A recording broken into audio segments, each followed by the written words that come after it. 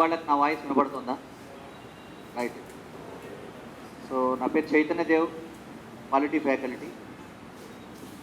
మీలో గ్రూప్ 1 కోసం వచ్చిన వాళ్ళు ఎవరైనా ఉన్నారా? రైట్ అండి.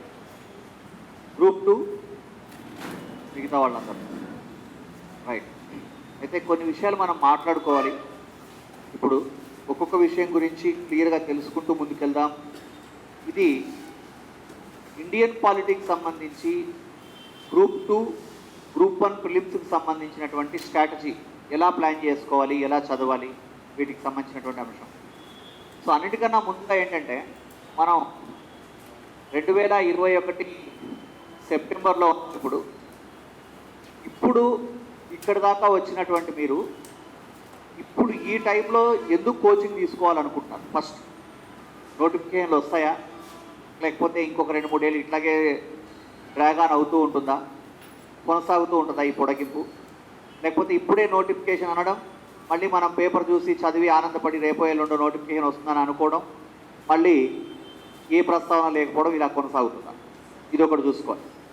ఎందుకంటే గుర్తుపెట్టుకోండి సార్, మీరందరూ కూడా మీ మ్యాన్ పవర్ అంతా ప్రొడక్టివ్ మ్యాన్ పవర్, అంటే మీరు ఒక పని చేస్తే ఎంతో కొంత డబ్బులు వచ్చే మ్యాన్ పవర్ మీది. అది రాకపోగా దాన్ని పెట్టుబడిగా పెడుతున్నప్పుడు ఏమవుతుందంటే, వచ్చే ఇన్కమ్ రాకపోగా మళ్ళీ ఖర్చు ఒకటి, అది కోచింగ్ రూపంలో, పుస్తకాల రూపంలో, హాస్టల్స్ రూపంలో, రూముల రూపంలో, ఇలా ఖర్చు.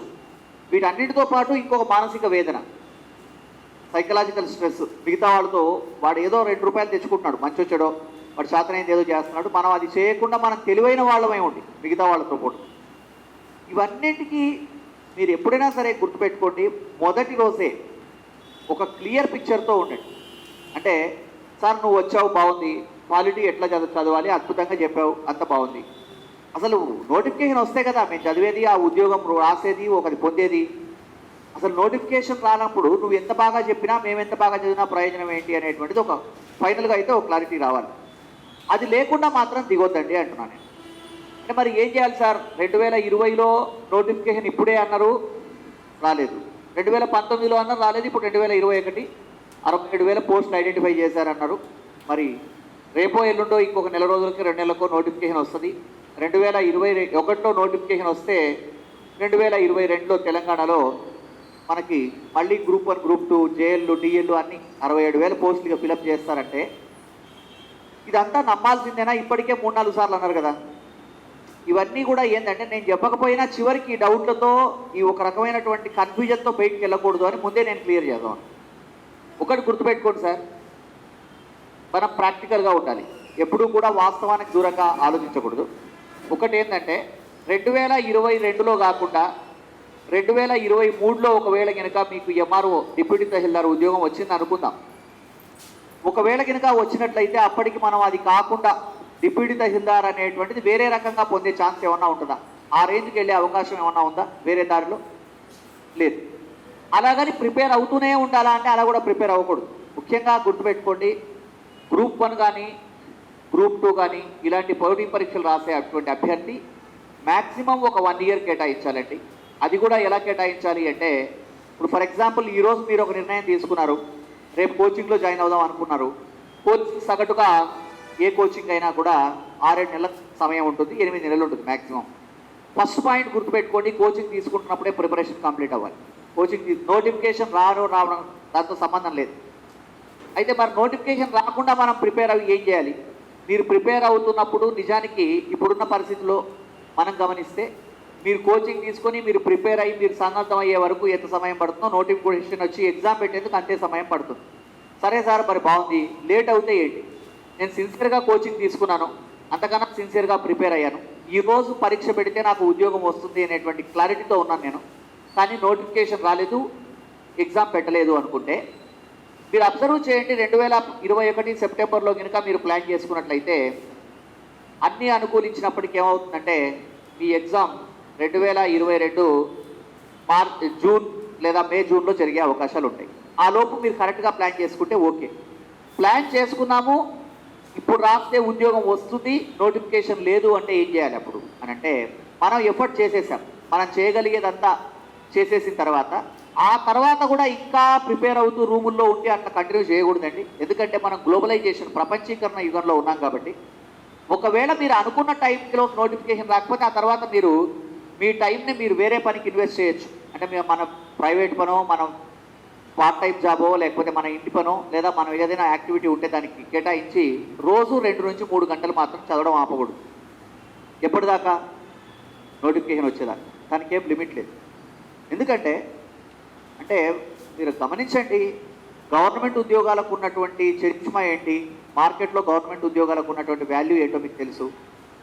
ఒక సోషల్ సెక్యూరిటీ ఫస్ట్ ప్రైమరీగా, దీంతో పాటుగా ప్రతిరోజు ఒక వ్యక్తి జీవితంలో ఎంతో కొంత ఆనందాన్ని నింపే అవకాశం ఈ సెక్టార్లో ఉంటుంది. మీరు ఒక ఎంఆర్ఓ అయితే మీరు ఒక సంతకం పెట్టారనుకోండి, మీరు సంతకం పెట్టడంతో ఒకరికి ఒక రేషన్ కార్డు వస్తుంది. ఆ రేషన్ కార్డు వస్తే వాడు ఆ రోజు సంతృప్తికరంగా భోజనం చేస్తాడు. చెప్తాడు నీ దగ్గరకు వచ్చి, సార్ ఆ రోజు మీరు ఒక రేషన్ కార్డు ఇచ్చారు కదా, దానివల్ల ఈరోజు ఇలా ఉన్నానని. నువ్వు కూడా ఇంటికి వెళ్ళి ప్రశాంతంగా భోజనం చేయొచ్చు. అంటే ఒక రకమైనటువంటి ఆత్మసంతృప్తి కలుగుతుంది. అంటే ప్రాథమిక అవసరాలు తీరిన తర్వాత డబ్బు అనేటువంటిది కూడా ఒక వస్తువు లాంటిదే. కాబట్టి ఇక్కడ గవర్నమెంట్ సెక్టార్లో ఉండడం వల్ల కలిగేటువంటి అడ్వాంటేజ్ ఏంటి అంటే, మనం అనేక మందికి మన చాతనైన చేసే అవకాశం ఒకటి ఉంటుంది. రెండవది ఏంటంటే, ప్రిపరేషన్ని కూడా చాలామంది త్యాగమని, బరువని, అదొక తప్పని పరిస్థితి అని అనుకుంటారు. అలా అనుకొని ప్రిపేర్ అవుతే కొంత ఇబ్బంది వస్తుందండి. ఫస్ట్ థింగ్ గుర్తుంచుకోండి, ఎవరైతే ప్రిపేర్ అవుతున్నారో వాళ్ళు ఆలోచించాల్సింది ఎలా అంటే, మనం స్కూల్ వరకు 10th క్లాస్ వరకు చదువుకున్న సబ్జెక్టు, ప్రైమరీ సబ్జెక్ట్ ఏదైతే ఉందో అది మనం ఆ రోజు ఎలా చదువుకున్నామో చదువుకున్నాం, పాస్ అయిపోయాం. మళ్ళీ ఇప్పుడు 10th క్లాస్ ఎగ్జామ్ పెడితే ఎంతమంది పాస్ అవుతారండి? అన్ని పేపర్లు ఈరోజు పెడితే ఈ పేపర్లు మీరు ఎలాగో పాస్ అవుతారు, మీ గ్రాడ్యుయేషన్, మీ పోస్ట్ గ్రాడ్యుయేషన్. అలా కాకుండా మళ్ళీ వేరే సబ్జెక్టులు అంటే కొంచెం కష్టం అవుతుంది, ఒకటో రెండో ఇబ్బందుల్లో పడే అవకాశం ఉంటుంది. నేనేమంటానంటే, మళ్ళీ నేర్చుకోవడానికి ఒక కొత్త అవకాశం అనుకోవాలి, సీరియస్గా ప్లాన్ చేసుకోవాలి, ప్రిపేర్ అవ్వాలి. ప్రిపేర్ అయిన తర్వాత నేర్చుకుంటున్నప్పుడు కొంచెం సబ్జెక్ట్ని మనం నేర్చుకుంటున్నాం అన్న ఫీలింగ్తో చదవగలిగితే తొందరగా వస్తుంది. ఇవన్నీ చేయడంతో పాటు ఏం చేయాలి అంటే, స్ట్రాటజీ చాలా ఇంపార్టెంట్ అండి. కొంతమంది దశాబ్దాలు ప్రిపేర్ అవుతారు. నాకు తెలిసి 2010, 2009 నుంచి ఇంకా ప్రిపేర్ అవుతున్న వాళ్ళు కూడా ఉన్నారు గ్రూప్ 2 లాంటి పరీక్ష కోసం. ఏంటిది? దశాబ్దాలు ప్రిపేర్ అవడమేనా? ఏమన్నా అంటే ప్రిపేర్ అవుతున్నాం అంట. ఎట్టి పరిస్థితుల్లో అట్లా ప్రిపేర్ అవ్వకూడదు. సివిల్ సర్వీస్ ఎగ్జామినేషన్కి ఒక 3 ఏళ్ళు తీసుకున్నారు, 4 ఏళ్ళు తీసుకున్నారంటే ఒక అర్థం ఉంది. గ్రూప్ 2, గ్రూప్ 1లో అయితే ఒక 1 ఇయర్ కన్నా ఎక్కువ మాత్రం మీరు పెట్టకూడదు. మరి ఏం చేయాలి అంటే, ఎవరు ఏం చెప్పినా వినాలి. మీరు డెమోలు వినండి, గైడెన్స్లు వినండి, యూట్యూబ్లో వందల రకాల వీడియోలు. ఈరోజు 21వ శతాబ్దం సమస్య ఏంటంటే సమాచార లోపం కాదు, ఇన్ఫర్మేషన్ ఓవర్లోడింగ్. విస్తారమైన సమాచారం దొరుకుతుంది, ఎవరు పడితే వాళ్ళు, ఎవరికి తోచింది వాళ్ళు. ఇప్పుడు నేను చెప్పాను అనుకోండి, నేను చెప్పిందంతా మీరు కన్సిడర్ చేయక్కర్లా, ఇది ఒప్పుకోవాల్సిన అవసరం అసలే లేదు. ఒక డిగ్రీ పూర్తయినటువంటి వ్యక్తిగా మీరు చేయాల్సింది ఏంటంటే, ఈ వ్యక్తి మనకు ఒక విషయం కమ్యూనికేట్ చేస్తున్నాడు కదా, ఇది నిజమా కాదా అనేది క్రాస్ చెక్ చేసుకోవాలి. మీకు అది హేతుబద్ధంగా అనిపిస్తే దాన్ని పరిగణలోకి తీసుకోవాలి, లేదంటే లేదు. ఎవరు చెప్పినా అంతే.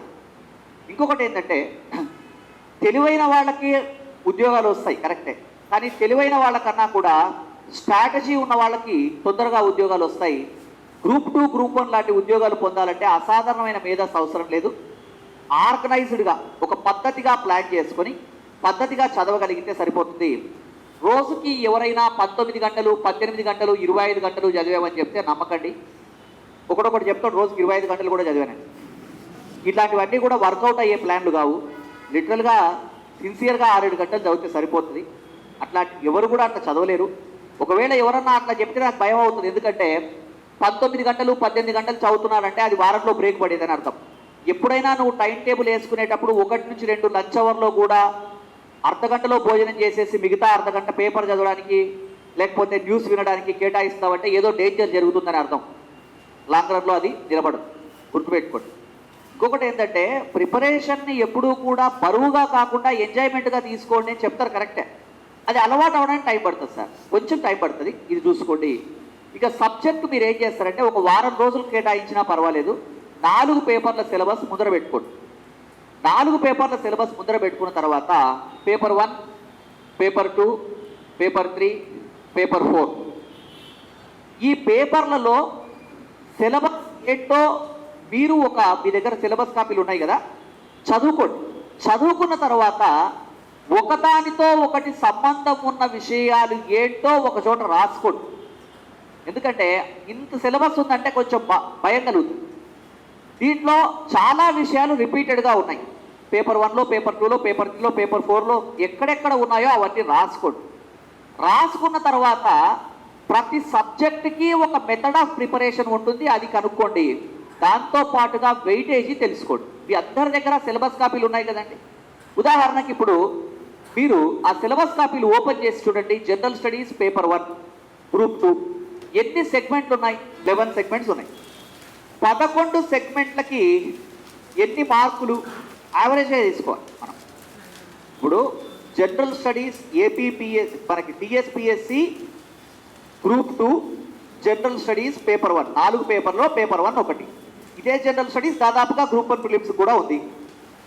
15 సెగ్మెంట్కి 150 మార్క్స్ పేపర్ అయితే, ఒక పేపర్కి 150 మార్క్స్ అయితే దాంట్లో మనకి ఎన్ని సెగ్మెంట్ ఉన్నాయండి?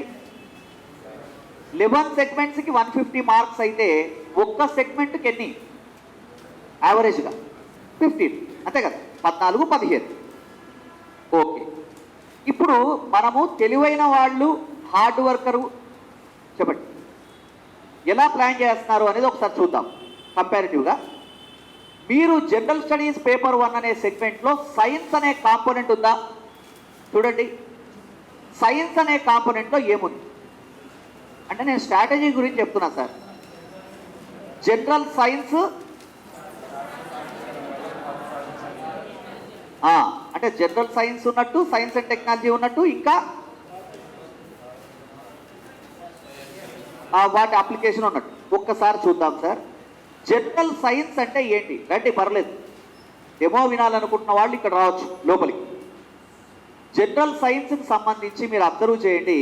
జనరల్ సైన్స్ అంటే ఫిజిక్స్, కెమిస్ట్రీ, బాటనీ, బయాలజీ అంటాం దాన్నే, botany, zoology, science and technology, ఇవన్నీ జనరల్ సైన్స్ ఏనా కాదా?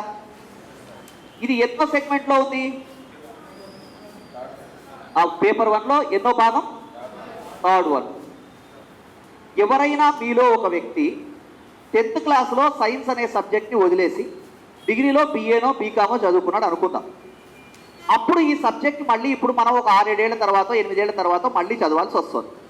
ఇప్పుడు మనం కొత్తగా సైన్స్ సబ్జెక్ట్ని పికప్ చేస్తే మనందరం కూడా, అంటే కొత్తగా ప్రిపేర్ అయ్యే అభ్యర్థి, ఈ సబ్జెక్ట్లో physics, chemistry, botany, zoology, technology అనేటువంటి ఈ 5 విభాగాల మీద పట్టు సంపాదించి పరీక్షలో వచ్చే ప్రశ్నలకు సమాధానం రాయాలంటే ఒక్కొక్క విభాగం మీద పట్టు సంపాదించడానికి ఎన్ని గంటలు పడుతుంది?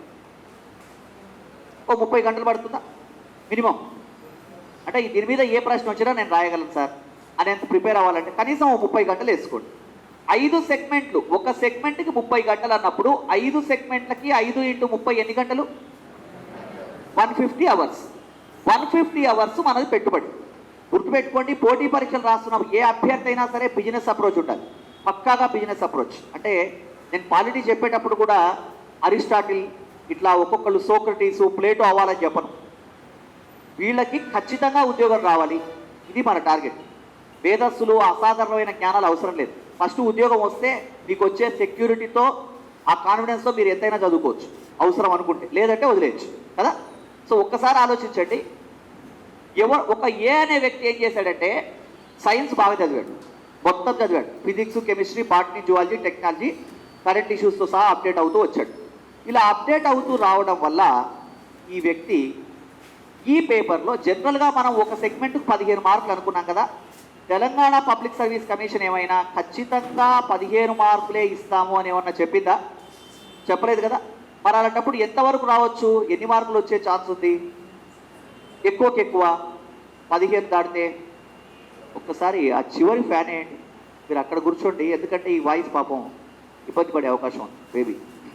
రైట్ కదా. మ్యాక్సిమం ఎన్ని రావచ్చండి? 20, 25, 30, 50 వస్తాయా? లేకపోతే రావు కదా. ప్రపంచం అంతా కుట్ర పడినా 30 కన్నా ఎక్కువ రావు కదా. ఒకవేళ అన్ని క్వశ్చన్లు సైన్స్లో నుంచే ఇవ్వాలని కనుక గిరిగీసుకున్నా కూడా అంతకన్నా ఎక్కువ రావు కదా. ఇది అనే వ్యక్తి ఏం చేశాడు, 150 గంటలు పెట్టుబడి పెట్టాడు, సైన్స్ని మొత్తం చదివాడు. బి అనే వ్యక్తి ఏం చేశాడంటే 150 గంటలు పెట్టుబడి పెట్టి పేపర్ 4 చదివాడు. పేపర్ 4లో మలిదశ తెలంగాణ ఉద్యమం అంతా మన కళ్ళ ముందు నడిచినటువంటిదే. కాకపోతే ఏంటంటే అక్కడ సీన్ అప్పట్లో మనకు తెలియదు, సిలబస్లో పెడతారండి. తెలిసింటే పేపర్ ఇంకోలాగా చదువుతుంటాం సార్ అంట. అప్పుడే ఒకవేళ కనుక వచ్చిన తర్వాత ఇది ఒక సిలబస్ వస్తుందంటే మన వ్యూ ఇంకోలాగా. ఇప్పుడు చూడండి, ఇప్పుడు అందరూ రైళ్ళు ఆపి రైళ్ళు నిలబెట్టిండ్రు, రైలు రోకో అన్నారు. ఇది మనకు తెలిసిన భాష, తెలిసిన పద్ధతి. దీన్నే ఎగ్జామ్లో ఏమంటాడంటే రైళ్లు నిలుపుదల చేసేందుకోసం చేసిన ఉద్యమం ఏంటి అంటే దానికి ఒక పేరు, పల్లె పల్లె పట్టాలపై. ఇది మీరు కొత్తగా కనెక్ట్ చేసుకునే విషయం కాదు, చెప్తుంటేనే అర్థమైపోతుంది కదా. ఇక తొలి దశ ఉద్యమం కొంత ఎమోషనల్, కొంత జరిగిన నేపథ్యం అంతా మనకు కొంత అది బ్లడ్లో ఉంటుంది కాబట్టి తెలిసిపోతుంది. ఇక్కడ గమనించాల్సిన విషయం ఏంటంటే, ఇంకోటి ఏంటంటే దీని గురించి మీ ఇంట్లో కానీ మీ చుట్టుపక్కల కానీ అందరు చుట్టుపక్కల మాట్లాడే వాళ్ళందరికీ తెలుసు కాబట్టి దీన్ని సైంటిఫిక్గా తెలుసుకోవడమే కదా. ఇదే 150 గంటలు మీరు లిటరల్గా పెట్టుబడి పెట్టి నిజంగా సిన్సియర్గా చదివితే తెలంగాణ మూమెంట్లో మీకు 120, 130 మార్కులు వస్తాయి. 150 గంటలు పెట్టుబడి పెట్టి 20 మార్కులు పొందాలా, 150 గంటలు పెట్టుబడి పెట్టి 130 మార్కులు పొందాలన్నది మన విచక్షణ. అవునా? అంటే ఇక్కడ మనం అట్లాగని సైన్స్ వదిలేయమని నా ఉద్దేశం కాదు. ఎవరు ఏం చెప్పినా పేపర్ ముందు పెట్టుకొని సిలబస్లో ఉన్న విషయాలు ఏవో చూసుకొని ఆ ఉన్న విషయాల్లో ప్రియారిటీ, నేను పాలిటీ చెప్పే ఫ్యాకల్టీ, పాలిటీ గురించి చెప్పట్లేదు. ఎందుకంటే పాలిటీ వెయిటేజ్ ఇక్కడ 50 మార్కులు కాబట్టి గమనించండి, మీరు వెయిటేజీకి ఇంపార్టెన్స్ ఇవ్వండి. ఇంకొకటి ఎమోషన్ పెట్టుకోకూడదు. కాంపిటిటివ్ ఎగ్జామినేషన్ రాసేవాళ్ళు నాకు ఈ సబ్జెక్ట్ ఇష్టం, ఈ సబ్జెక్ట్ ఇష్టం లేదు, నాకు లెక్కలు రావు, ఇట్లాంటివన్నీ కుదరదు. నీకు ఇష్టం ఉన్నా లేకపోయినా చదవాలి. నీకు ఎంత ఇష్టం ఉన్నా ఎంత ఇష్టం లేకపోయినా దేనికి ఎక్కువ మార్కులో అది ఫస్ట్ చదవాలి. ఓకేనా? ఇక్కడ గమనించండి, జాగ్రఫీ ఉంది ఉదాహరణ. జాగ్రఫీలో మీకున్న సిలబస్ ఏదైతే ఉందో అది పాలిటీ కన్నా ఎక్కువ. జనరల్ స్టడీస్లో జాగ్రఫీ ఉంటుంది, పేపర్ 2లో పాలిటీ ఉంటుంది కదా. అలాంటప్పుడు మనం ప్రియారిటీ ఎవరికి ఇవ్వాలి? అబ్వియస్లీ పాలిటీకే ఇవ్వాలి. పాలిటీ చదువుతున్నప్పుడు పాలిటీ మీద కమాండ్ వస్తే మీకు పాలిటీలో 8వ చాప్టర్ మీ సిలబస్లో మీరు కనుక గమనిస్తే పాలిటీ విభాగంలో 8వ చాప్టర్ సంక్షేమానికి సంబంధించి SC, ST, BC, minority, women welfare ఉంటుంది. అదే పేపర్లో పేపర్ 2లో పార్ట్ 3లో చివరి చాప్టర్ సోషల్ స్ట్రక్చర్ ఉంది. సోషల్ స్ట్రక్చర్లో ఉన్నటువంటి చివరి చాప్టరు అంటే 5వ చాప్టరు, పాలిటీలో ఉన్నటువంటి 8వ చాప్టరు రెండు దాదాపుగా ఒకటే. వీటికి ఈ రెండు చదివిన తర్వాత ఎకానమీలో పథకాలు చదివితే బాగా అర్థమవుతుంది. ఎందుకంటే మనకి ఎస్సీ, ఎస్టీ, బీసీ, మైనారిటీ వర్గాల కోసం రాజ్యాంగంలో ఏం ఆర్టికల్స్ ఉన్నాయి, వాళ్ళ సంక్షేమం కోసం ఎలా ఏర్పాటు చేయబడిందో ఇక్కడ చదువుకున్నాం. దేంట్లో? పాలిటీలో చదువుకున్నాం, సోషల్ స్ట్రక్చర్లో చదువుకున్నాం. ఎకానమీలో పథకాలు చదువుకుంటారు తెలంగాణ ఎకానమీలో. దీన్ని తీసుకెళ్ళి అక్కడ లింక్ చేయాలి. అది ఎలాగో చదువుకుంటాం కాబట్టి మనం ఇప్పుడు జాగ్రఫీ చదివేటప్పుడు కూడా జాగ్రఫీలో వ్యవసాయం ఉంది, పరిశ్రమలు ఉంది, సేవారంగం ఉంది. ఇది ఎకానమీలో కూడా ఉంది. ఇండియన్ ఎకానమీ ఎకానమీకి ఈ జాగ్రఫీలో ఉన్న విషయాలు తీసుకెళ్ళి షిఫ్ట్ చేసేసి అక్కడ కవర్ చేసేయాలి. మీకు ఆ సిలబస్ కాపీ ఏదైతే ఉందో, ఒకరోజు ఎప్పుడో నాకు బాగా గుర్తు, తెలంగాణ పబ్లిక్ సర్వీస్ కమిషన్ ఈ సిలబస్ రిలీజ్ చేసిన తర్వాత చాలా అంతర్మదనం జరిగింది ప్రజల్లో.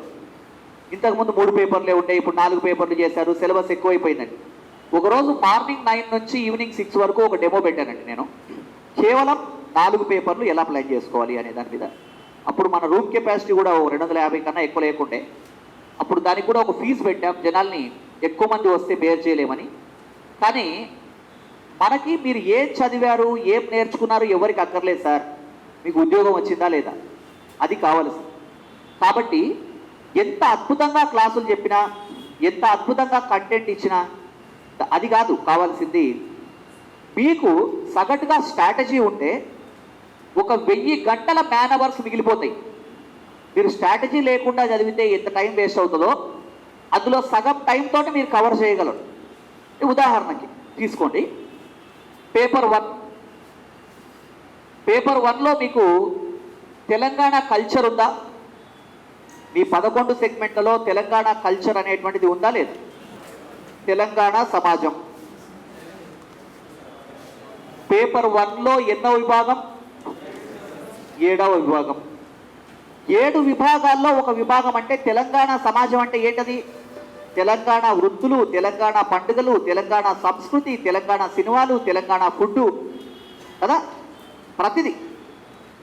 మొత్తం తెలంగాణ నేపథ్యం అంతా అక్కడ వస్తుంది. పేపర్ 1లో తెలంగాణ కల్చర్ ఉంది. పేపర్ 2లో మీకు తెలంగాణ కల్చర్ ఉందా? సోషల్ స్ట్రక్చర్లో ఫస్ట్ చాప్టర్లో సెకండ్ హాఫ్ ఏముంది చూడండి. సోషల్ స్ట్రక్చర్లో 1వ చాప్టర్లో 2వ అర్థభాగం తెలంగాణ సామాజిక అంశాలు. పేపర్ 4లో తెలంగాణ కల్చర్ ఉందా? ఉంది.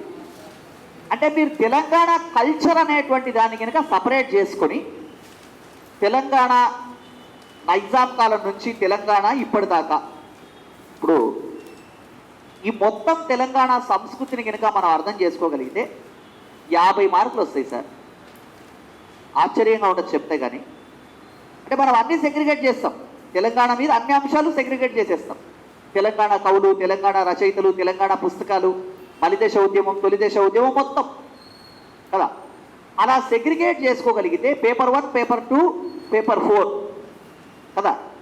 ఇలా ఒక్కొక్క అంశాన్ని మీరు ఏం చేయాలంటే ఒకదానితో ఒకటి సంబంధం ఉన్న విషయాలన్నీ తీసుకోవాలి కదా.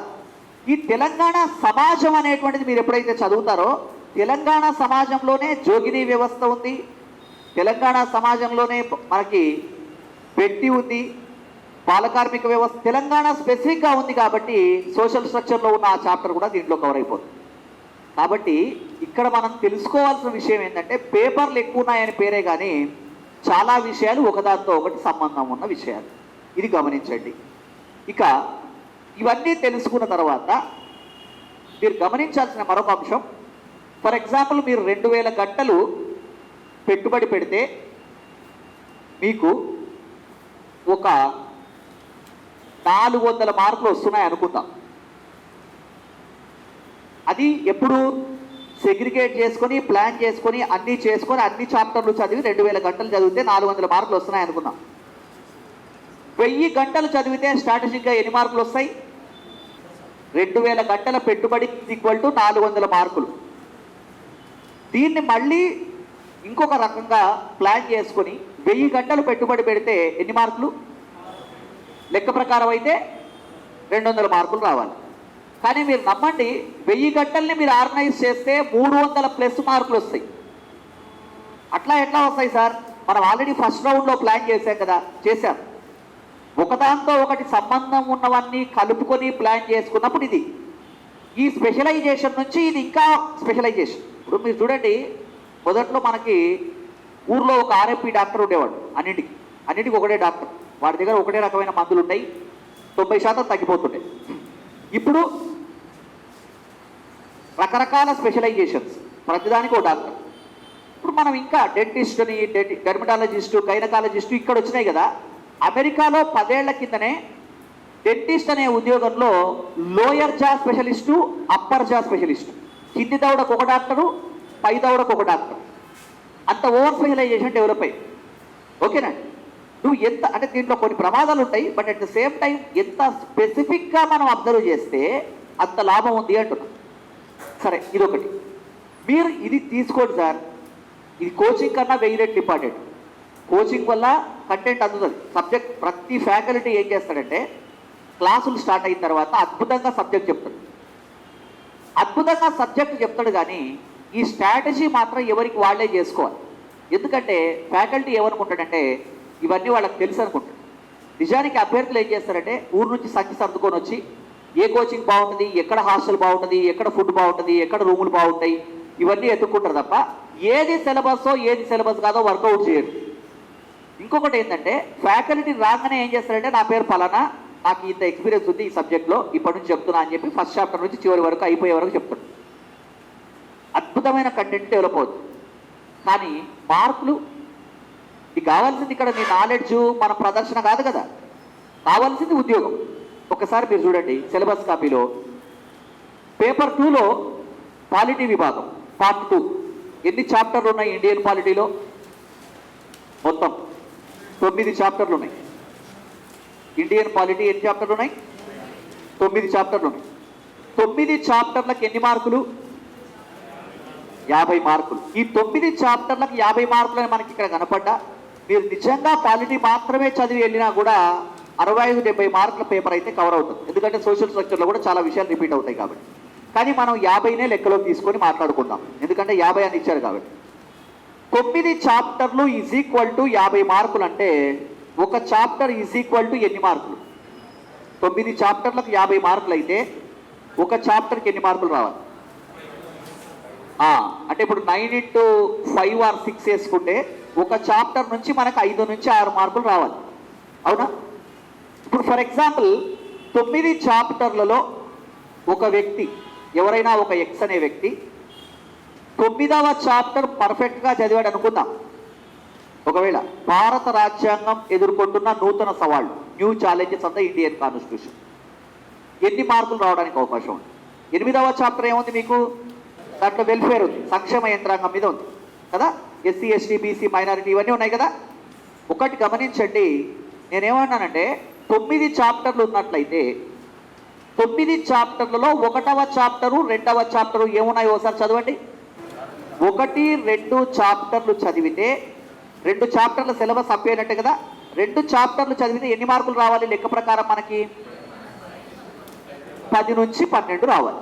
లిటరల్గా అంటే నిజంగా మీరు అబ్జర్వ్ చేయండి, మీరు 2 చాప్టర్లు గట్టిగా చదివితే 23, 22 మార్కులు వస్తాయి. 9 అంటే ప్రతిదానికి 5-6 మార్కులు రావాలని ఏం లేదు, మీకు అట్లా ఏం లేదు సెగ్రిగేషన్. అక్కడ ఉన్నట్టు ఇంపార్టెంట్ అంశాలు అంటే ప్రవేశిక నుంచి ప్రాథమిక హక్కులు, ఆదేశిక సూత్రాలు ఇవన్నీ కూడా ఎక్కడున్నాయి? మొదటి 2 చాప్టర్లో ఉన్నాయి కాబట్టి ఆ 2 చాప్టర్ల వెయిటేజీ 22, 23 మార్కులు అవుతుంది. భారత రాజ్యాంగం ఎదుర్కొంటున్న నూతన సవాళ్ళు అనేది ఏదైతే ఉందో దీన్ని మన వాళ్ళే మేధావులు ఏం చేశారంటే ఆ నూతన సవాళ్ళు అనే పదాన్ని వీళ్ళకు అనుకూలంగా సవాళ్ళు నూతన కొట్టేసి సవాళ్ళని మార్చి ఇంత పెద్ద మెటీరియల్ ఇస్తున్నారు. ఈ మెటీరియల్ మొత్తం చదివితే వస్తే 1 మార్కు రావచ్చు, లేకపోతే రాకపోవచ్చు కూడా, గ్యారెంటీలు ఏం లేవు. గుర్తుపెట్టుకోండి, ప్రతి అంశం మీద ఒక ఫ్యాకల్టీ చేయాల్సినటువంటి ప్రయత్నం కానీ ఏంటంటే సబ్జెక్ట్ చెప్పడం ఎలాగూ ఖచ్చితంగా చెప్పాల్సిందే, అది ప్రాథమిక కర్తవ్యం. కానీ సబ్జెక్ట్ చెప్పిన తర్వాత దేని వెయిటేజీ ఎంత అనేది చెప్పాలి. చెప్పకపోతే మీరే తెలుసుకోవాలి. పోటీ పరీక్షలు రాసేవాళ్ళు ఎలా తెలుసుకోవాలి అంటే గత ప్రశ్న పత్రాలు పరిశీలించి తెలుసుకోవాలి. ఉదాహరణకి ఇప్పుడు మనం టాపిక్స్ గురించి మాట్లాడుకున్నాం అంటే ఆ 1 చాప్టర్ చదివితే 1 మార్కు రావచ్చు, రాకపోవచ్చు, గ్యారెంటీలు ఏం లేవు. అంటే ఇప్పుడు ఒకవేళ కనుక సార్ నేను మీకు ఒక మాట చెప్పాను, 9 చాప్టర్లలో మొదటి 2 చాప్టర్లు చదివితే 22, 23 మార్కులు వస్తాయండి అని చెప్పినప్పుడు రేపు మీరు చదివేటప్పుడు మీ కాన్సన్ట్రేషన్ 1వ, 2వ చాప్టర్ మీద ఒకలాగా, 9వ చాప్టర్ మీద ఒకలాగా ఉంటుందా, ఉండదా? అది అవసరం కదా. ఫర్ ఎగ్జాంపుల్ 2 టాపిక్స్ ఉన్నాయి. ఒక టాపిక్ ప్రాథమిక హక్కులు, ఫండమెంటల్ రైట్స్. 2వ టాపిక్ ప్రాథమిక విధులు అనుకోండి, ప్రాథమిక విధులు, ఫండమెంటల్ డ్యూటీస్. మీకు 2 గంటల సమయం ఉంది పరీక్షకి. మీరు ఎలా కేటాయించాలి? 2 టాపిక్స్ 2 గంటలు. జనరల్గా అయితే మన అలొకేషన్ ఎలా ఉండాలి, మన టైం ఎలా కేటాయిస్తాం? 1 చాప్టర్కి 1 గంట. ఇది జనరల్. ప్రాథమిక హక్కులు అనే టాపిక్ నుంచి మీకు 5 మార్కులు వస్తాయి సార్ ఎగ్జామ్లో. ప్రాథమిక విధులు అనే టాపిక్ నుంచి వస్తే 1 మార్కు రావచ్చు, లేకపోతే రాకపోవచ్చు కూడా అని స్పెసిఫిక్గా ఫ్యాకల్టీ చెబితే మీరు 2 గంటలను ఎలా కేటాయిస్తారు? అప్పుడు 1 గంట 45 నిమిషాలు ప్రాథమిక హక్కులు కేటాయించి 15 నిమిషాలు ప్రాథమిక విధులు చదివి వదిలేస్తారు. ఇది గుర్తుపెట్టుకోవాలి. ఇంకొకటి ఏంటంటే పుస్తకాలు ఒక్కొక్కటి 1200 పేజీలు, 1500 పేజీలు, 1000 పేజీల పుస్తకాలు ఉంటాయి ఒక్కొక్క సబ్జెక్ట్. మీరు ఆలోచించండి, పాలిటీ, హిస్టరీ, సోషల్ స్ట్రక్చర్ మూడింటికి ఒకే రోజు పరీక్ష కదా. ఒక పేపర్ అంటే 1 రోజు ఎగ్జామ్ కదా. 3 ఒక్కొక్కటి యావరేజ్గా 1000 పేజీలు వేసుకోండి. అలా 3000 పేజీలు చదివి ఈరోజు చదివి రేపు ఎగ్జామ్ రాయడానికి మీరేమన్నా మనుషులా, రోబోలా?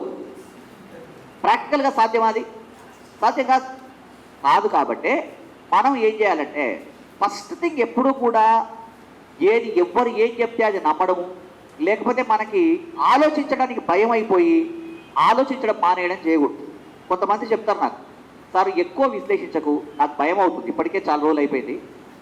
ఒకసారి 2 ఏళ్ళు దెబ్బతిన్న తర్వాత ఏమవుతుందంటే మనిషికి క్యాలిక్యులేటెడ్గా మాట్లాడుకుంటే పోస్టులు ఎప్పుడూ కూడా 100లో ఉంటాయి. మన అదృష్టం బాగుంటే 1000-1200 పోస్టులు వస్తాయి. రాసేవాళ్ళు ఎప్పుడు లక్షల్లో ఉంటాయి. ఇది వాస్తవం. అలాంటప్పుడు కనుక మనము మళ్ళీ దీన్ని category wise, reason wise, district wise అన్నీ డివిజన్ చేసుకుంటూ పోతే తగ్గిపోతూ వస్తాయి.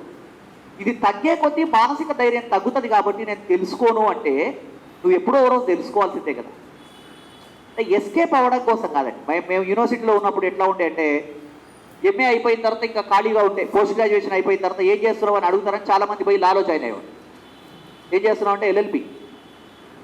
ఏం చేస్తున్నావు అంటే గ్రూప్ 2 ప్రిపేర్ అవుతున్నానని చెప్పుకోవడం కోసం అయితే వద్దు. అసలు అట్లాంటి కోచింగ్ వద్దు, ప్రిపరేషన్ వద్దు. ఇంకోటి ఏంటంటే మీరందరూ కూడా పరిణితి చెందిన మానవ వనరులు, గ్రాడ్యుయేషన్ అయిపోయిన వాళ్ళు. గుర్తుపెట్టుకోండి సార్, మీరు స్ట్రాటజీ లేకుండా ప్రిపేర్ అవ్వడం అనేది చేస్తే మీకు మీరు అన్యాయం చేసుకున్నట్టు మాత్రమే కాదు, సమాజానికి కూడా అన్యాయం చేసినట్టు. మన తెలంగాణ సమాజంలో ఉండే లక్షణం ఏంటంటే మనం మరీ గొంతు మీదకి వస్తే తప్ప, అవసరం వస్తే తప్ప మనం ఏ పని చెయ్యం. దీంట్లో మనకు అది మొదటి నుంచి చూస్తున్నాను నేను, గత అనేక సంవత్సరాల నుంచి. ఇప్పుడు చూడండి, నోటిఫికేషన్ వస్తే కుప్పలు తెప్పలుగా జనాలు వస్తారు, ప్రిపేర్ అవుతారు, పుస్తకాలు కొంటారు, అన్నీ చేస్తారు. వచ్చినప్పుడు చూద్దాంలే సార్, ఎన్నిసార్లు చెప్పలే మన కేసీఆర్ ఇట్లా రేపే నోటిఫికేషన్ అన్నట్టు. వచ్చినప్పుడు అప్పుడు చూద్దాం, కరెక్టే, వచ్చినప్పుడు చూడొచ్చు. కానీ వచ్చినప్పుడు చూడమని నేనేమన్నానంటే సార్, ప్లాన్ చేసుకోండి, 1 year పెట్టుబడి పెట్టండి, కాకపోతే మీ సమయాన్ని మరో చోట పెట్టుబడి పెట్టండి తప్ప ఆ వచ్చినప్పుడు చూద్దాం వర్కౌట్ కాదు. ఒకటి. రెండవది ఏంటంటే మనమే క్లియర్ మైండ్లో లేకుండా ప్రిపరేషన్ స్టార్ట్ చేస్తే, మనకే ప్రిపేర్ అయ్యేవాడికే క్లియర్ మైండ్ లేకపోతే ఇక లాంగ్ రన్ మనం ఏం చేయలేము సార్. ఎందుకంటే నేను కొంతమందిని చూసా, ఇంజనీరింగ్ చదువుతున్న పిల్లలు, డిగ్రీ చదువుతున్న పిల్లలు కూడా పేరెంట్స్ ఉంటే పుస్తకాలు ముందు పెట్టుకుంటారు, పేరెంట్స్ లేకపోతే పుస్తకాలు ముందు పెట్టుకోరు.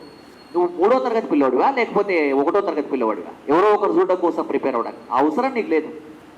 నిజంగా ప్రిపేర్ అవ్వాలనిపించకపోతే పక్కన పారి ఏదైనా పని చేసుకోవచ్చు, అదేం పెద్ద నష్టం కాదు.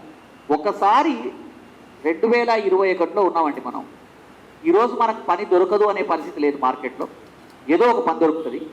2021లో గవర్నమెంట్ ఉద్యోగాలకు ప్రిపేర్ అవ్వకూడదు. వాస్తవంగా ప్రిపేర్ అయితే ఖచ్చితంగా ఉద్యోగం రావాలి. అది ఎందుకంటే చాలామంది ఏమంటారంటే మనకు ఉద్యోగం వచ్చినా రాకపోయినా మనం నేర్చుకున్న సబ్జెక్ట్ ఎక్కడికి పోదు. ఏం చేస్తావు? హిస్టరీ, పాలిటీ, జాగ్రఫీ, ఎకానమీ నేర్చుకుని ఏం చేస్తావు? ఊరు నుంచి తెచ్చుకున్న బియ్యం అయిపోతే ఎవడన్నా పూట భోజనం పెట్టిస్తాడా? రోడ్డు పెట్టాడు.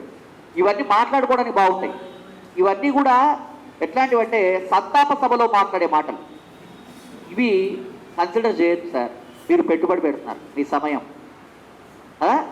కాబట్టి ప్లాన్ చేసుకో. ప్రతి ఒక్కటి కెరీరే. మీరు అబ్జర్వ్ చేయండి.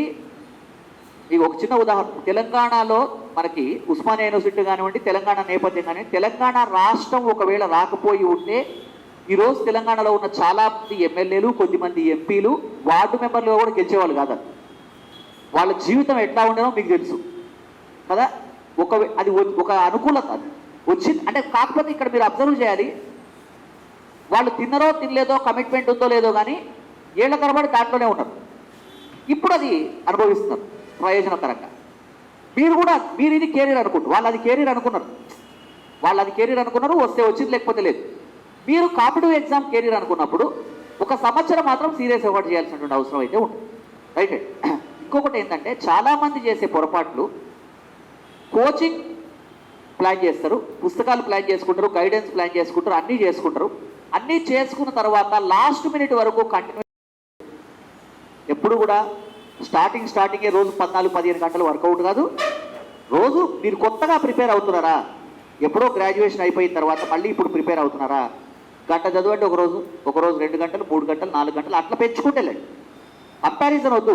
ఇంకొకటి ఏంటంటే ఓ రోజు చదువుతూ ఉంటే 9 గంటలకల్లా నిద్ర వచ్చేసింది అనుకోండి, నిద్రపోవాలి అంతే.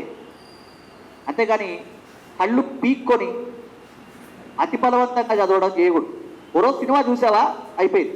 ఆ రోజు సినిమా చూసిందని అక్కడితో వదిలేరు. కానీ సినిమా చూసావని మళ్ళీ 3 రోజులు ఆలోచించకూడదు. చాలామంది మనం మనుషులం సార్. బేసికల్గా అందరికి ఎమోషన్లు ఉంటాయి, స్పందనలు ఉంటాయి, ఇవన్నీ ఉంటాయి. కాబట్టి దీంట్లో ఎక్కువ ఆలోచించకండి. సిన్సియర్గా 6-7 గంటలు ప్లాన్ చేసుకోండి. ప్రతి సబ్జెక్టుకి ఒక మెథడ్ ఆఫ్ ప్రిపరేషన్ ఉంటుంది, అది తెలుసుకోండి. ఇప్పుడు నేనేమంటానంటే పాలిటీ విషయానికి వస్తే మీ దగ్గర ఉన్న 9 చాప్టర్ల సిలబస్ ఏదైతే ఉందో ఆ 9 చాప్టర్ల సిలబస్ని మనం ఎలా ప్రారంభిస్తామంటే ఫస్ట్ ప్రవేశికతో మొదలు పెడతాం. హిస్టారికల్ బ్యాక్గ్రౌండ్ ఉంటుంది. మీరు ఏదైనా ఒక పుస్తకం కొనుక్కోండి మార్కెట్లో, భారత రాజ్యాంగ పూర్వ చరిత్ర ఎన్ని పేజీలు ఉంటుందండి? 30, 40, 50, 60, 70 పేజీలు కూడా ఉంటుంది. ఎక్కడి నుంచి ఉంటుంది ఈ భారత రాజ్యాంగ పూర్వ చరిత్ర? 1600 సంవత్సరంలో ఈస్ట్ ఇండియా కంపెనీ పాలనతో ప్రారంభమవ్వచ్చు. ఇంకా వీరైతే అంతకన్నా ముందు కాన్స్టంటినోపిల్ పతనంతో ప్రారంభమవ్వచ్చు. అక్కడి నుంచి మొదలుకొని 1600 కానీ ఇలా అంతకుముందు నుంచి మొదలుకొని 1950లో భారత రాజ్యాంగం అమల్లోకి వచ్చే వరకు ఒక 60 నుంచి 70 పేజీలు ఉంటుంది కొన్ని పుస్తకాల్లో. ఈ 60-70 పేజీల స్టోరీ మొత్తం చదువుకున్నారు అనుకోండి. ఫస్టే కొత్తగా మొదలు పెట్టగానే కేంద్రంలో ద్వంద్వ పాలన, రాష్ట్రంలో ద్వంద్వ పాలన ఇవన్నీ వస్తూ ఉంటాయి. మొత్తం చదివారు. ఎన్ని మార్కులు వస్తాయి? ఒకటే మార్కు వస్తుంది. మిగతావన్నీ 1935 యాక్ట్ రాజ్యాంగ లక్షణాల్లో కవర్ అవుతుంది. సుప్రీంకోర్టు ఏర్పాటు 1773 రెగ్యులేటింగ్ యాక్ట్ విషయం సుప్రీంకోర్టులో కవర్ అవుతుంది. కౌన్సిల్ల చట్టం హైకోర్టులో కవర్ అవుతుంది. అలా తీసేసుకుంటూ వెళ్ళిన తర్వాత మిగిలేది ఏంటి? 70 పేజీలు చదివితే వచ్చే మార్కులు ఎన్ని? ఒకటి. దీని వెయిటేజ్ ఇది. ఇలా తెలియాలి. అప్పుడు ఏం చేస్తాం? ఇంకొకటి ఏంటంటే ఫస్ట్ కొత్తగా ప్రిపేర్ అయ్యే వాళ్ళు ఎవరైనా సరే మీరు పాలిటీ చదివేటప్పుడు మీరు కొత్తగా ప్రిపేర్ అయ్యే వాళ్ళైతే హిస్టారికల్ బ్యాక్గ్రౌండ్ చదవకండి. ఏం చదవాలి? ప్రవేశిక చదవండి. ప్రవేశిక భారత రాజ్యాంగానికి ఒక ముందు మాట కాబట్టి ప్రవేశిక అర్థం అవుతే రాజ్యాంగం అర్థం. ఇప్పుడు మీరందరూ ఇక్కడికి వచ్చారు, నాకు మీరెవరో తెలియదు. నేను మిమ్మల్ని పరిచయం చేసుకోవాలంటే సార్ మీ పేరేంటని అడగాలి. అడిగి మీరెవరో తెలుసుకున్న తర్వాత కొన్ని రోజుల తర్వాత మన రిలేషన్ డెవలప్ అవుతే అప్పుడు మీ ఫాదర్ ఎవరో మీ గ్రాండ్ ఫాదర్ ఎవరో అందరూ తెలుస్తారు నాకు. నేను మొదలు పెట్టడమే మీ వంశం ఎక్కడి నుంచి స్టార్ట్ అయిందో తెలుసుకుంటే చివరికి మీ పేరే మర్చిపోయే ప్రమాదం ఉంది. అవన్నీ గుర్తుపెట్టుకునే ప్రయత్నంలో అంటే వాటి నుంచి వెయిటేజ్ కూడా లేదు. పోనీ గుర్తుపెట్టుకుందామన్నా వెయిటేజ్ కూడా లేదు. ఇక్కడ నిర్దాక్షిణ్యంగా ఎమోషన్స్తో సంబంధం లేకుండా మార్కులు అనే దానికి ఇంపార్టెన్స్ ఇవ్వాల్సిందే. ఎందుకంటే మనం రాస్తున్నది పోటీ పరీక్ష కాబట్టి ఫస్ట్ ప్రవేశికతోనే మొదలు పెట్టాలి. ప్రవేశిక అర్థం అవుతే రాజ్యాంగం బాగా అర్థం అవుతుంది. మీకు సిలబస్ కాపీలో సిలబస్ ఇస్తారు అంతే. దేని తర్వాత ఏం చదవాలి అనేది వాళ్ళు రాయరు. ఏ సబ్జెక్ట్కి రాయరు. మీరు ప్రతి సబ్జెక్ట్ని అలా సెగ్రిగేట్ చేసుకోండి. అంటే ఎలా అంటే ప్రవేశిక చూడండి, ప్రవేశిక ప్రియాబుల్, తర్వాత రాజ్యాంగ లక్షణాలు, salient features of Indian constitution, ప్రాథమిక హక్కులు ఫండమెంటల్ రైట్స్, ఆదేశిక సూత్రాలు DPSP, relation between the fundamental rights and directive principles of state policy, ప్రాథమిక హక్కులు ఆదేశిక సూత్రాల మధ్య సంబంధం, ప్రాథమిక విధులు ఫండమెంటల్ డ్యూటీస్. ఈ టాపిక్స్ అన్నింటినీ ఒక సెగ్మెంట్గా చదువుకోవాలి. దీన్ని ఒక భాగం మీరు ఆ 9 చాప్టర్లు వదిలేయాలి. ఆ 9 చాప్టర్ని మనం సెగ్రిగేట్ చేయాలి. ఇవన్నీ అయిపోగానే ప్రాథమిక విధులు అయిపోగానే మన సిలబస్లో మనం ఒక పాలిటీ పుస్తకం తీసుకున్నట్లయితే ఏముంటుంది దాంట్లో? నెక్స్ట్ రాష్ట్రపతి అని ఉంటుంది. రాష్ట్రపతిని ఎలక్టోరల్ కాలేజీ సభ్యులు ఎన్నుకుంటారు అని ఉంటుంది. కాబట్టి రాష్ట్రపతి అనేది అర్థం అవ్వాలంటే ఎలక్టోరల్ కాలేజీ ఏంటో తెలియాలి. కాబట్టి గమనించండి, అప్పుడు మనం చేయాల్సింది ఏంటి అంటే రాష్ట్రపతి అనే టాపిక్ గురించి మాట్లాడుకోవాల్సి వస్తే మనం ఫస్ట్ పార్లమెంట్ గురించి అర్థం చేసుకోవాలి. పార్లమెంట్ గురించి అర్థం చేసుకున్న తర్వాత రాష్ట్ర శాసనసభ గురించి అర్థం చేసుకున్నాక అప్పుడు మనం రాష్ట్రపతి గురించి మాట్లాడుకోవాలి. రైట్ అండి. ఇది మనకు దేనికి సంబంధించినటువంటిది అంటే విధానం, పాలిటీ సబ్జెక్ట్కి సంబంధించినటువంటి ప్రిపరేషన్ విధానం. అలాగే పిఎం, సీఎం, సుప్రీంకోర్టు, హైకోర్టు ఇలా అన్ని వరుస క్రమంలో తెలుసుకుంటూ వెళ్ళాలి. ఒకదాంతో ఒకటి సంబంధం ఉన్న విషయాలన్నీ కనుక తెలుసుకున్నట్లయితే మనం చాలా సులభంగా మార్కులు పొందేందుకు అవకాశం ఉంటుంది. ఇది చూసుకోండి. ఎందుకంటే ఇప్పుడు ఫర్ ఎగ్జాంపుల్ మీరు ఒక పెళ్ళికి వెళ్ళారనుకోండి, అక్కడ భోజనం చేయాల్సి వస్తే రైసు, తర్వాత సాంబారు, తర్వాత ఒక గులాబ్ జామును, తర్వాత పెరుగు ఇట్లా ఉన్నాయనుకోండి. రైస్లో సాంబార్ వేసుకొని సాంబార్లో గులాబ్ జామున్, గులాబ్ జామున్లో పెరుగు వేసుకుంటారా ఎవరైనా? అట్లా సాంబార్లో ఎవరు గులాబ్ జామున్లు అయితే వేసుకోరు కదా. ఎందుకంటే అది దేని పక్కన ఏదైనా పెట్టచ్చు, వాళ్ళ ఇష్టం. మీకు తెలిసి ఉండాలి. ఒకవేళ ఈ ఫుడ్తో ఏమాత్రమూ సంబంధం లేని ఒక వ్యక్తి ఉన్నాడు అనుకుందాం, వాడు ఏం చేస్తాడు? అసలు ఈ ఫుడ్ తెలియకపోతే సాంబార్లో గులాబ్ జామున్, దాంట్లోనే పెరుగు, దాంట్లోనే మళ్ళీ ఇంకోటి ఏదో వేసేస్తాడు, తినలేడు ఇంకా కదా. ఇప్పుడు మనం కూడా అంతే. సిలబస్ అనేది వాళ్ళ ఇష్టం వచ్చినట్టు వాళ్ళు ఇస్తారండి. ఆ సిలబస్ని మీరు సెగ్రిగేట్ చేసుకోవాలి. సెగ్రిగేట్ చేసుకున్న తర్వాత ఒకదాని తర్వాత ఒకటి చదువుకుంటూ వెళ్ళాలి. ఒకవేళ కనుక మీరు ప్రధానమంత్రి అనే టాపిక్ చదివారనుకుందాం, ఆటోమేటిక్గా ప్రధానమంత్రి అనే టాపిక్ చదివినప్పుడే ముఖ్యమంత్రి అనే టాపిక్ చదివేయాలి. పార్లమెంట్ చదివినప్పుడే రాష్ట్ర శాసనసభ కూడా కవర్ చేయాలి. ఇలా ఒకదాంతో ఒకటి సంబంధం ఉన్న విషయాలన్నీ కనుక ఒక చోట కవర్ చేయగలిగితే అభ్యర్థికి చాలా ప్రయోజనకరంగా ఉంటుంది. అదేవిధంగా ఇంకొక పాయింట్ కూడా మీరు అబ్జర్వ్ చేయండి. 50కి ఎన్ని మార్కులు రావాలనుకుంటున్నారు మీరు పాలిటీ విభాగంలో? 50కి 50 రావాలనుకున్న వాళ్ళు ఎంతమంది? ఒకరు, ఇద్దరు, ముగ్గురు, 4. కొంచెం కొంచెం చేస్తే మీరు 30 మార్కులే రావాలనుకుంటున్నారని నేను అనుకుంటాను. రైట్. ఇక్కడ గమనించండి, మనందరం కూడా మోమాటలు పెట్టుకోకండి. ఎన్ని తప్పులు చేసేది ఉంటే అన్ని తప్పులు క్లాస్లో చేసేయండి. ఎగ్జామ్కి వెళ్ళి తప్పులు చేయకండి. ఎందుకంటే దీంట్లో ఈగో ప్రాబ్లమ్స్ ఏం లేవు సార్. మనం ఒక సబ్జెక్ట్ నేర్చుకోవడం కోసం ఉన్నాం కదా, ఆ ప్రాసెస్లో భాగంగా మనం ముందుకెళ్ళాలి.